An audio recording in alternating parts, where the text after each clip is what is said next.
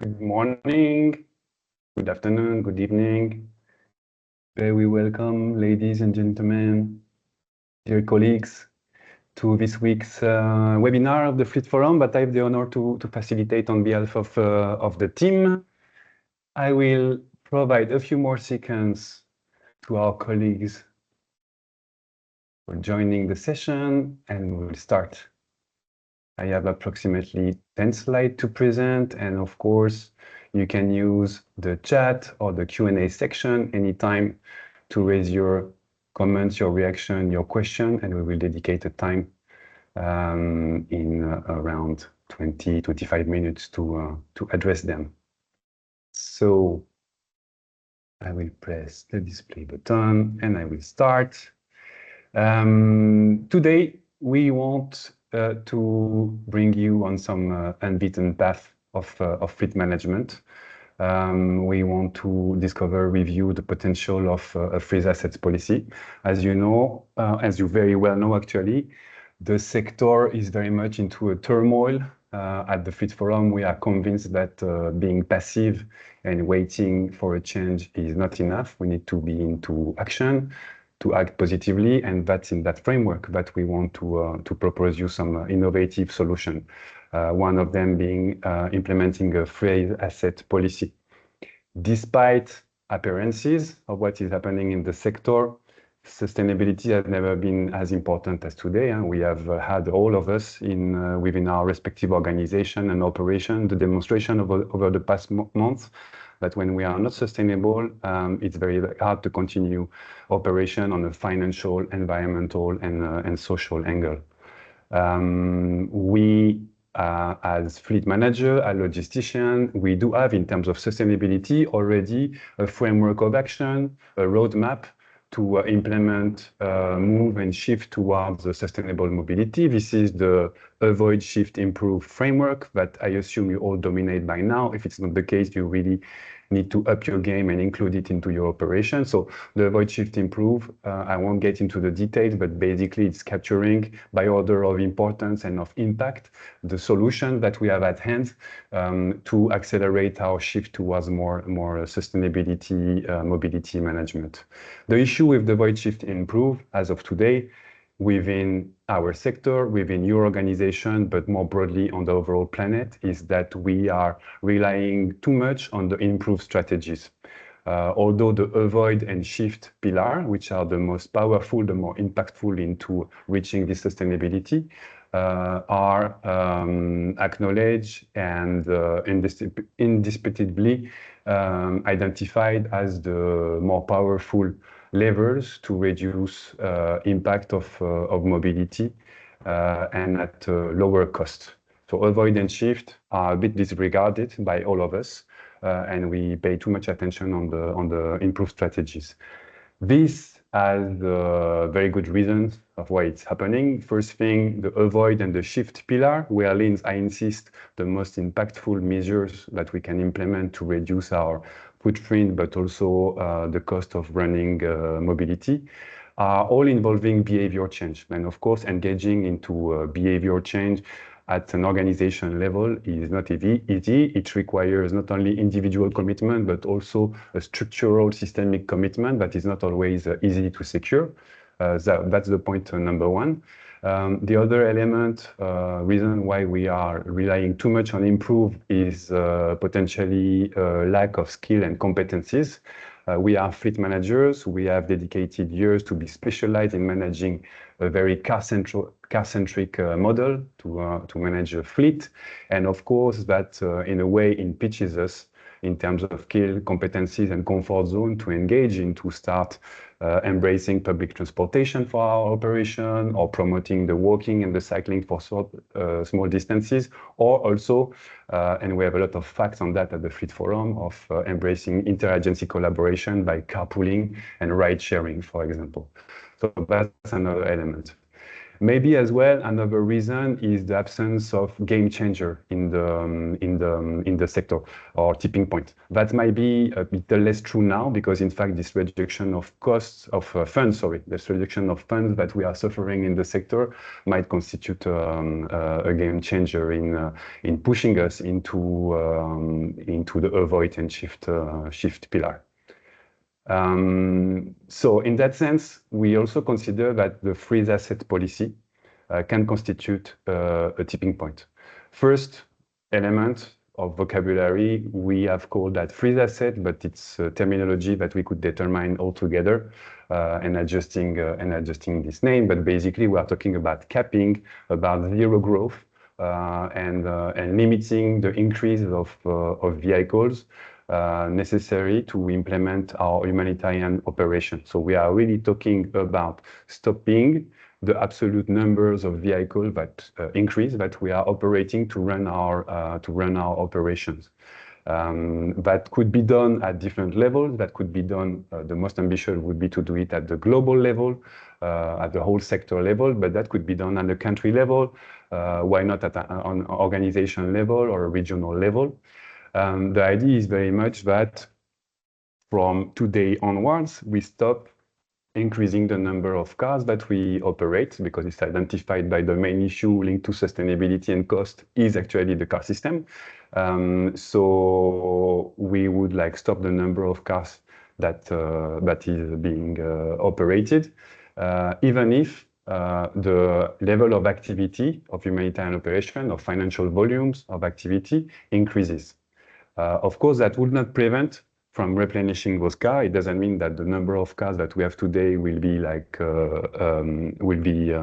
utilized over a certain too much time. I mean, we will still be able to replenish the cars, but we will stop the increase of that number of cars. In other words, that would say that if for today, for example, today we are operating 20,000 cars in the sector, this number of vehicle will be frozen forever.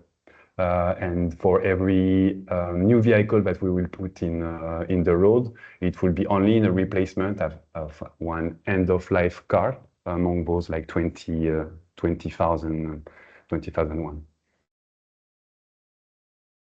Where does that idea come from? Not from nowhere. It comes from a lot of literature that we have absorbed at the Fleet Forum on your behalf. I just gave a couple of reading example here on the right of your screen. This is mainly inspired from the degrowth economical theory, and more particularly for the concept of sufficiency. The concept of sufficiency is very much a process integrating three criteria that goes from questioning our needs, satisfying them while we are limiting their impacts, may they be financial or environmental, and finally, basically changing our practices and our usage.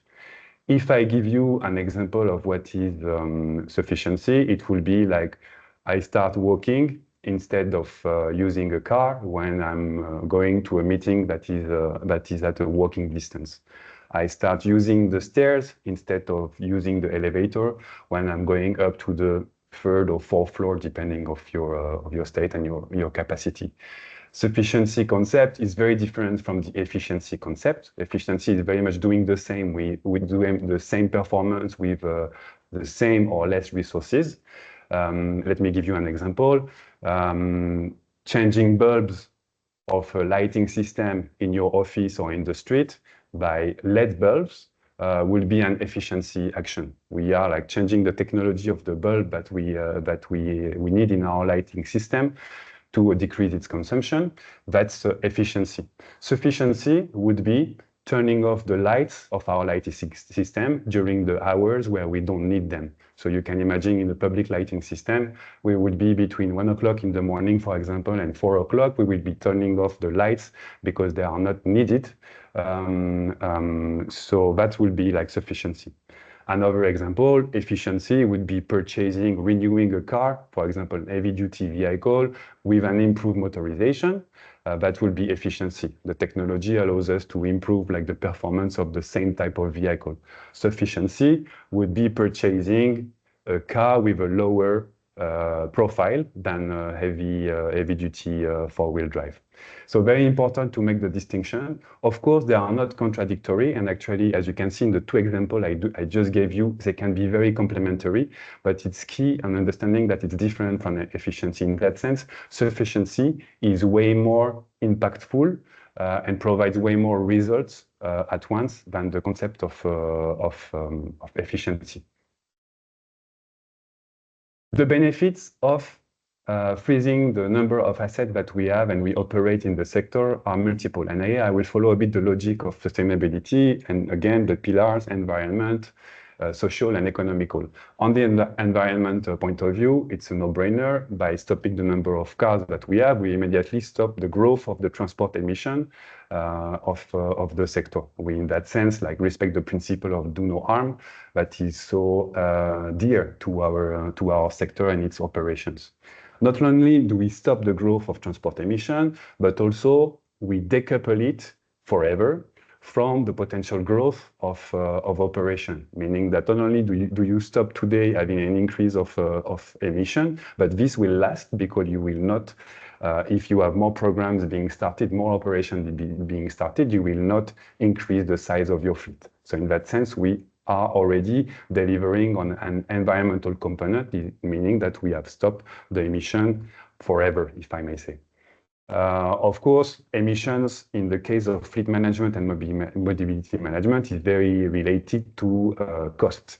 By freezing the number of vehicles we operate, we know that we will not have an increase of cost into increasing the size of our fleet to run our operation within our organizations.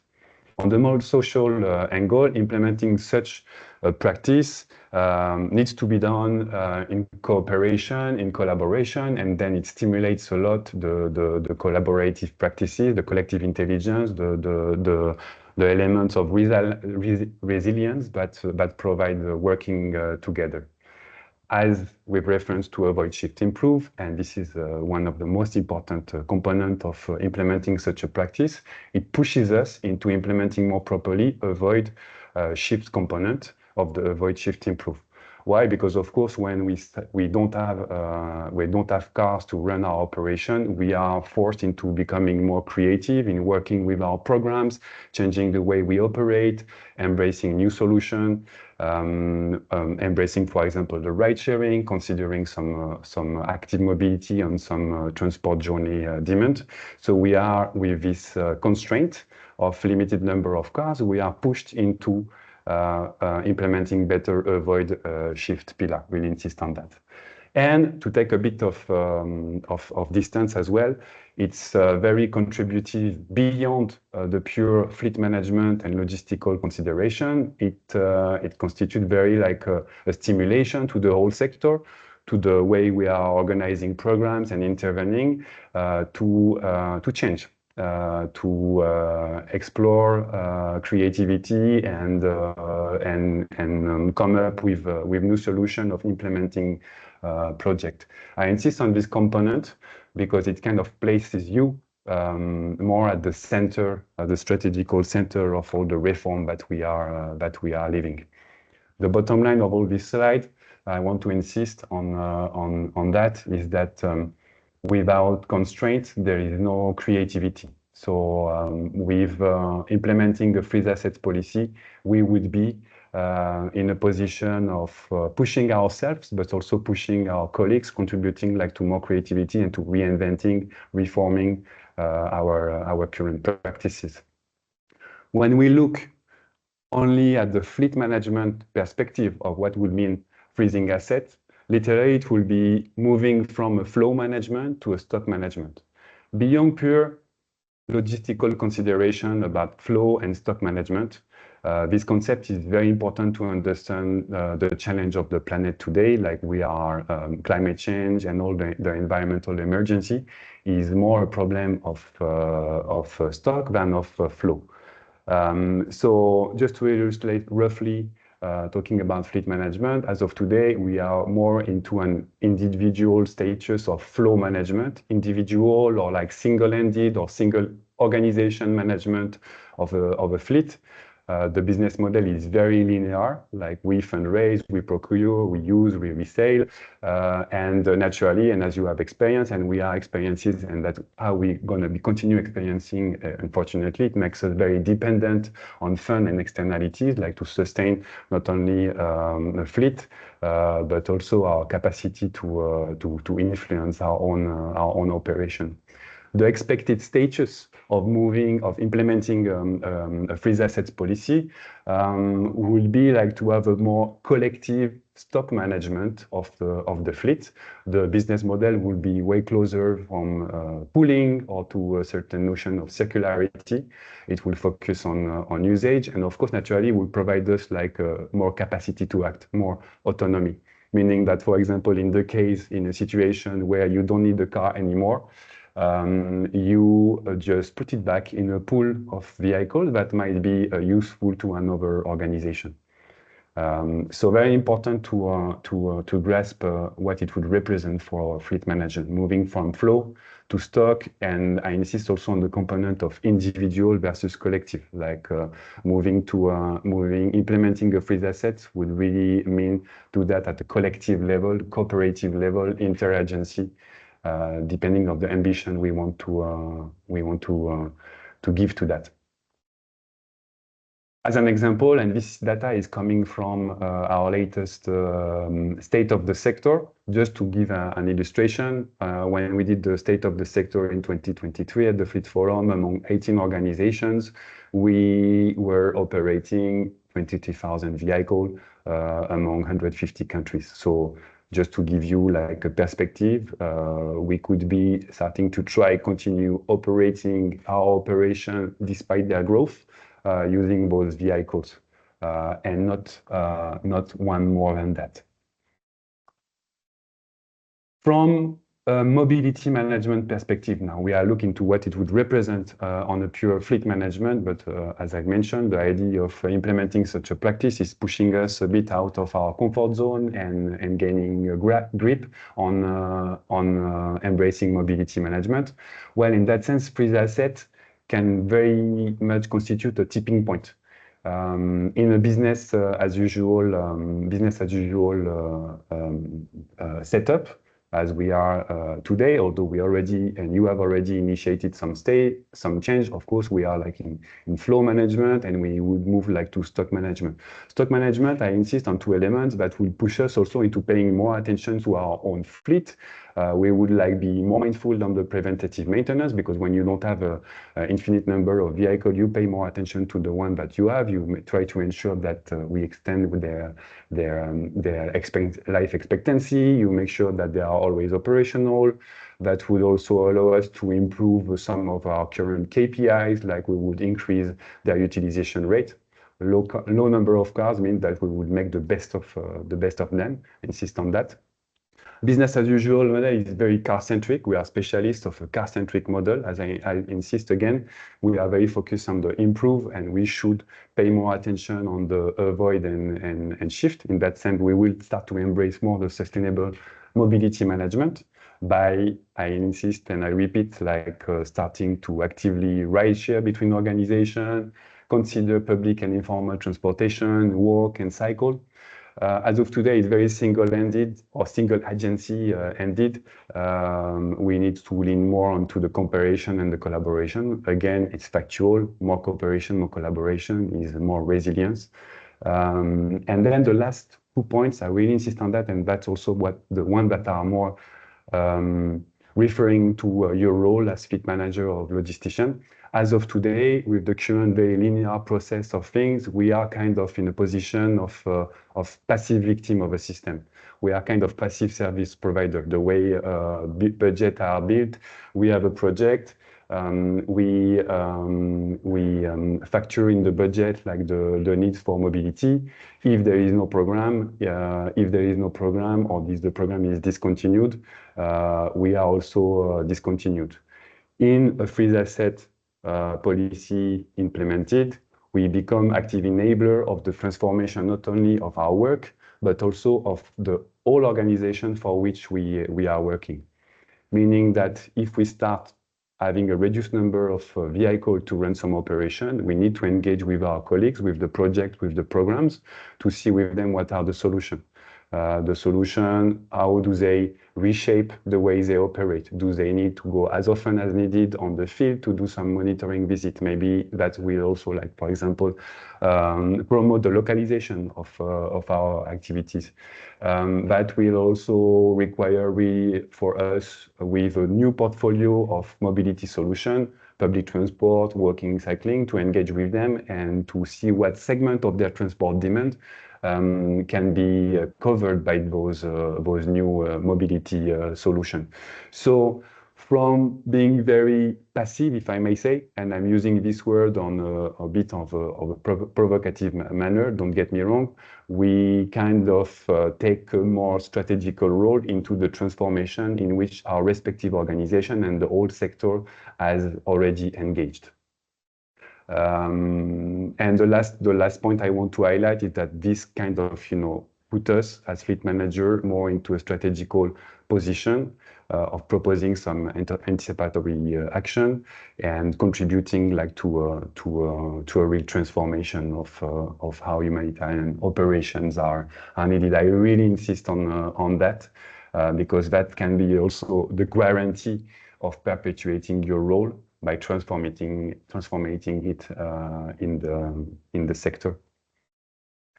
So how can we operationalize the fleet asset policy? Well, first answer to that, we need to determine that together. As of today, reinventing how function a sector, we should be expecting for the ready-to-use solution or someone that comes or a solution that comes out of nowhere, like to be implemented. We need to get out of our comfort zone. We need to construct that together to build and solidify a cooperation and a collaboration, because there is a big learning component, and it's very important in those processes, like to learn together, to get ownership of what we are attending to do to achieve sustainability. There is nothing ready to use solution that will arrive, and instead of being in this wait and see position, it's better to start exploring, of course taking some risk, but it's also way more exciting to start exploring and build together our own solution than being wait and see and potentially waiting for being discontinued. If I give you just a very quick example of what it could be, an example of way forward. We could be in a scope of implementing such a project, like determine the participating agencies of a project, determine the scope and ambition of such a project. Do we want to do that at global level? That would be great because it will have a lot of impact and being very ambitious. We want that to do that at a smaller level. We need an engagement, a political will from senior management and from the whole organization, because as I've just mentioned in the previous slide, engaging into those kind of changes, it goes beyond fleet and mobility management. It has the ambition of modify how we run humanitarian operation. And then take this seriously, this fleet asset, meaning that from today onwards, we don't operate more than, 10,000 vehicles. There will be like the implementation of the fleet component is that having like a pool of vehicle requires to have a kind of a joint database, having like some standard operating procedures of how do I make available a car and do I request a car in a system. So that's very pure fleet component. Acknowledging here that this can be very physical passation of vehicle, but that also can be virtual. When some operations are decreasing in a country, the vehicle can be put in the database, but they can be sold in this country and then repurchased in another country. Just giving an example of how it can be very physical, practical, locally, but also virtual if we have the ambition of doing that at a more global level.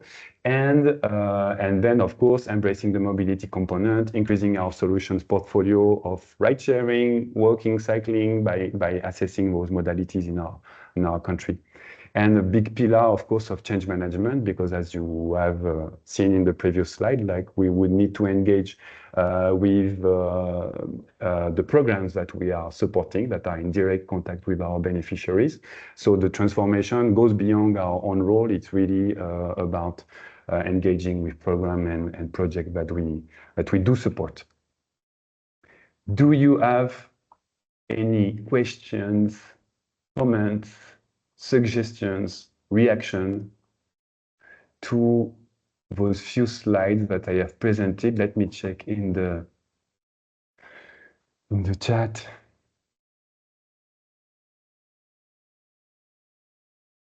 Yes, the presentation is recorded. Yes, and I can, yes, go ahead. How can I go ahead? We have colleagues from NSF. Suka, please go ahead. You can unmute yourself.